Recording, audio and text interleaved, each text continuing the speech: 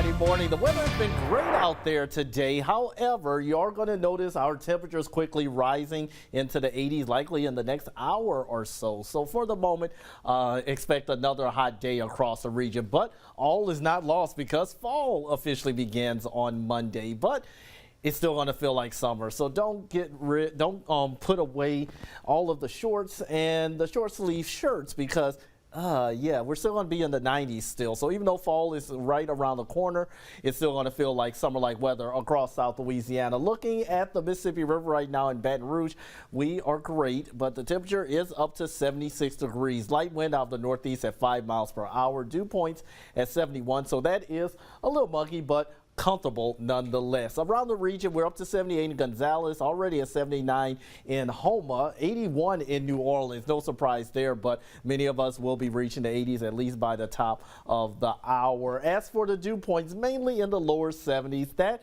is still borderline comfortable weather, especially with the temperature still being cool at the moment. As you saw in our Sky 9 camera, still lots of sunshine, little to no cloud cover out there, so things are looking rather pleasant and calm for the moment. Now, if you have travel plans, I'm not expecting any trouble with the weather across the deep south, but as for our temperatures, on the other hand, they're going to be rising mostly into the low to mid 90s no matter where you go. Even if you go into Dallas, though, however, expect a potential for upper 90s. But we're not expecting any type of excessive heat out there this weekend, starting out right around 70 degrees in the mornings, then rising at least into the 90s for the afternoon. So for the tailgaters tomorrow at the LSU game at Tiger Stadium, not expecting any trouble with the weather, but just be hydrated and cool while outdoors. High pressure is still keeping things stable. Got one cold front that's going to try to make its way into Louisiana, but you'll notice for Saturday